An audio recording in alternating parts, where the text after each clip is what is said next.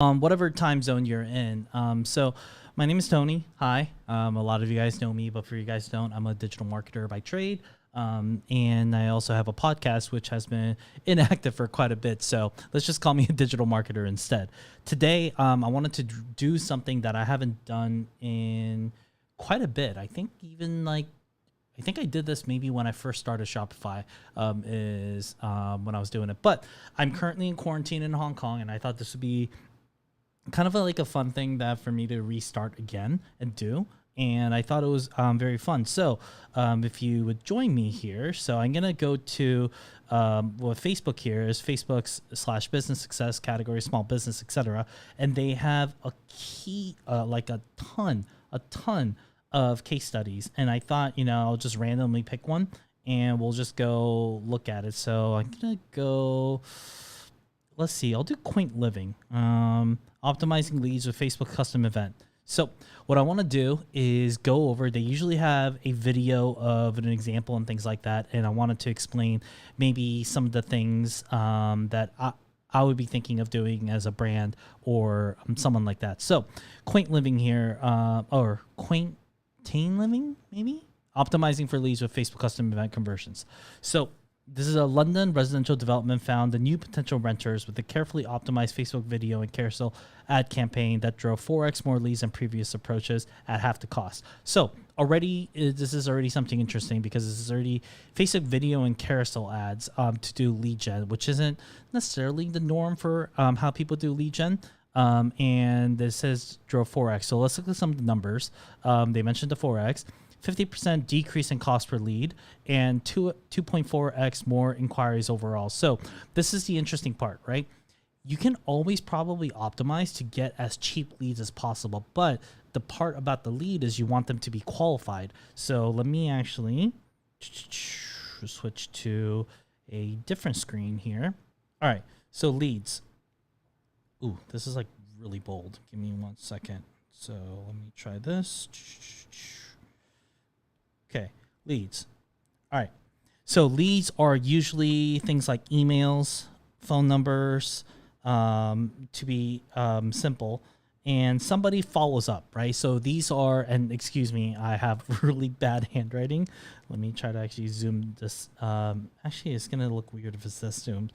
So emails and leads, these are usually phone numbers or numbers or emails, somebody follows up. So imagine when you get like a case study or something like that and you want to read it, they put in your email and contact information and somebody contacts you. These are historically what leads are. The name of the game usually is to get qualified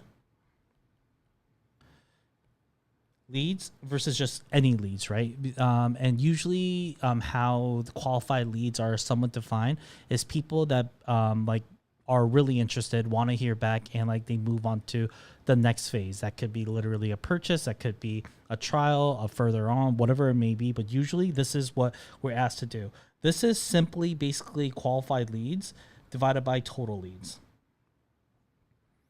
And the higher the percentage, obviously, the better. So usually for lead capture, it's super simple.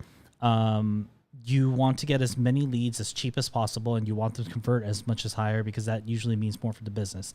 In the case study here, they're saying that increased the decreased the cost by 50% while increasing it. So let's read a little bit more about it here. It says, offered a new hassle-free approach to London property rentals in the Wembley Park development, blah, blah, blah. 7 buildings to choose from, pet-friendly accommodation, on-site gym facilities, no deposit. So here's a little bit of the main thing, right? No deposit to pay and no hidden fees.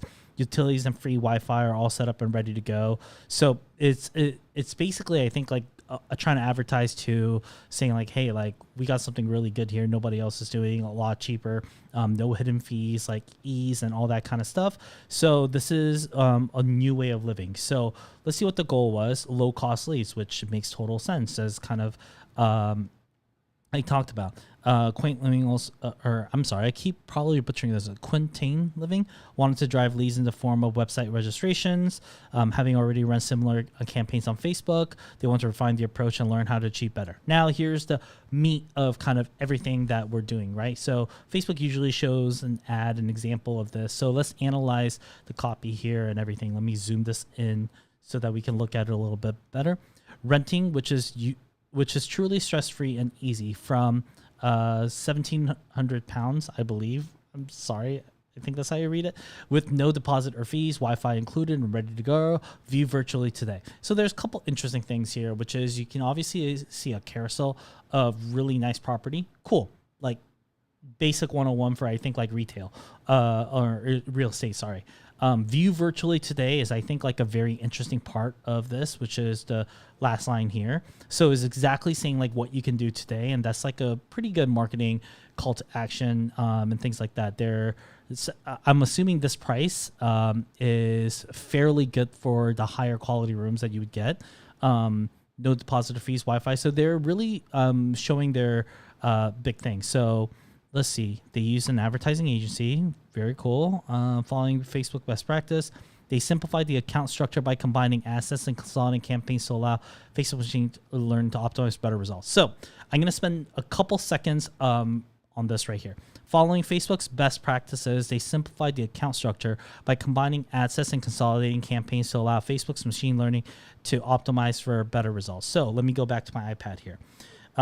There's three structures on a Facebook campaign, which is campaign, or ad would be, I think, a better way. Ad set and ads. So campaign, usually you have to define like the objective that you want, and it tells Facebook and classifies your audiences and every single ad set that you put in there into a specific goal and a specific people to go within that. So without getting too complicated, this is where you define like, let's say video views or something like that, or web traffic or leads, etc. Ad set is where you put in all the parameters for the characteristics that you want to go for the audience: age, demo, location, etc. Most likely this thing was geofenced and things like that, and ads is where you put it in the literal ads, right? And it's all nested under each other. So when it says Facebook here, what they said was, following best practices, they simplified the account structure by combining ad sets and consolidating campaigns. So usually this is why Facebook recommends this. You can get as granular you want on any level. So you can have one ad go specifically to like an 18-year-old to a 19-year-old, et cetera. You can set up all these things as its own campaign, asset, et cetera, et cetera. But the more you do that, it actually makes it a lot harder for Facebook to work, because it's not even a secret anymore. Each ad set, that's supposed to be an arrow, sorry. Each ad set, and each was supposed to only have one, is supposed to get 50 conversions, 50, per 7 days for it to be optimal. So what that means, and I think I talked about it in my first video too, right? So each ad set needs to hit 50 conversions. In this case, it might be leads. It could be purchases for e-commerce. Those are usually the simplest ones. You need to spend enough money and be as efficient to get 50 of them per 7 days, and then Facebook's algorithm will do better to not only lower the price but also find people at a predictable rate, and they understand by learning what's working best and not. So what this means is, if you have too many ad sets and too many campaigns, most likely some of them are not going to hit this 50 threshold. So by what Facebook usually mentions is you got to simplify the account to be able to do better. So without going too much into detail, what happened, I want to say like 2000s, right? Let me see if this is 2000s. The job of like a digital marketer was to find and how to hack the algorithm a lot. And it usually meant finding niche audiences, bid multipliers, and modifiers, retargeting funnels, and basically you do all this back end crazy stuff. It's not that crazy, but for lack of better words, it was only really known by certain people to do this to maximize the results. Now in 2020s, Facebook has made the broad targeting be able to go broad, pending you have the right event. And then Facebook's algorithm will do a good job of finding anyone because they already know the event, and they know once the event has a certain threshold, then the algorithm's like, I know exactly the person you're looking for, so we're going to go find them. Now, it's a little bit trust the system, but the change in the last 20 years have actually made it where if you follow Facebook's best practices, you actually get the biggest bang for your buck. So, really long story, right? This is what's absolutely needed. So I'm going to go back to here. So that's what they meant by that. And so they set up a custom event conversions when people made a website inquiry or clicked on an open inquiry form, and then used the event with the highest volumes as a conversion event for optimization. So let me explain this a little bit. They set up a custom event conversion. So usually, like what I talked about is like a purchase. That's like something that happened, right? But what happens if you want them to view a specific page plus purchase, right? That's a custom event when you're combining things. There's actually more dimensions to this, but custom event, you used to be able to create as many of them you want. Now on post iOS 14 and Facebook's new things, you can't create as many. You can create it, but you can only optimize for a certain amount of them, right? So custom conversions, and for them, when people made a website inquiry or clicked on an open inquiry form, so on their site they must have like a contact us button or something like that, or a form. So when they're saying is like, even when somebody contacted, right?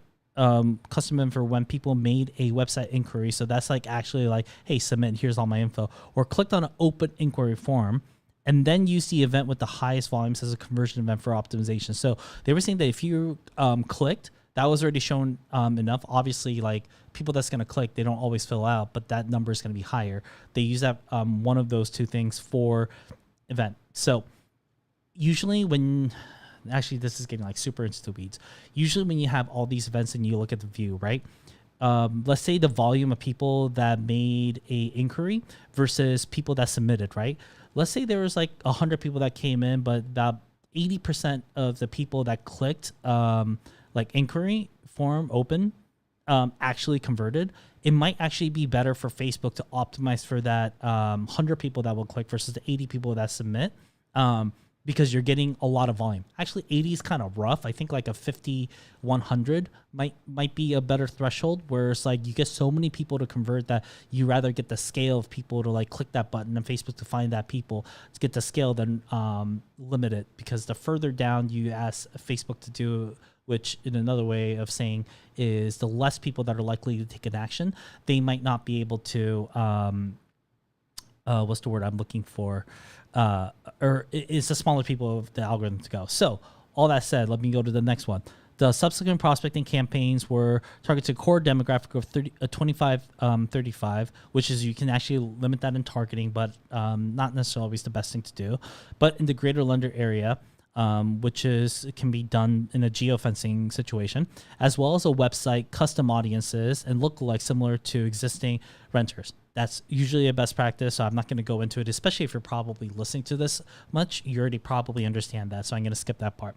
These people saw video ads in carousel format and boosted posts featuring appealing 360-degree images of the development. Also, just kind of like best creative practices here. Automatic placements ensure that ads were seen. Yeah, agree to disagree there sometimes. I think auto in general works, but I'm not 100% for the inquiry. This would be the best part. Anyways, so they were able to dig deeper to understand, implement dynamic UTMs, urchin tracking module. So that actually might be what it's called. I remember I put this somewhere and it's like, urchin? Really? Anyways, it's maybe somewhat of an inside joke with, you can do that on the ad level, which exactly what link people clicked on to fulfill the custom event, conversion event. This is a lot murkier now post iOS 14, but you know what? I'm going to give them the benefit of the doubt here. This meant that could track. They found an example in ads. they found, for example, that ads in stories and ads in audience network drove significantly more inquiries than some other placements. Now, this part is actually interesting.